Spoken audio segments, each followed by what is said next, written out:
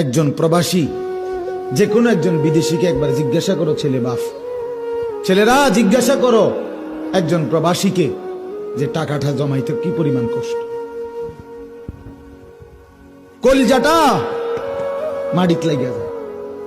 আমি নিজে দেখছি তো অসংখ্যবার হজ উমরার মধ্যে কত মানুষ দেখলাম কি কষ্টে টাকা রোজগার করে, 12 ঘন্টা ডিউটি করে, 12 ঘন্টা টানা, ওইখানে কোনো ফাঁকিবাজি নেই। 12 ঘন্টা ডিউটির পরে হোটেলের নিচে, বিল্ডিং এর নিচে, আন্ডারগ্রাউন্ডে একটা রুমে 12 জন 14 জন একটা সাদ্দুর বিছাইয়া মাটিত শোয়, নিজেরা রাইন্দা খায়, নিজের জামা কাপড় নিজেরা ধোয়, একটা ট্যাবলেট। এক ছেলে একদিন আমারে কইতেছে, হুজুর আজ 11 বছর বিদেশ করে একটা ট্যাবলেট জীবনে কেউ কোনোদিন নাই, কদুর খুল্লা দিবে, সব নিজেরটা নিজে করতে হয় হুজুর।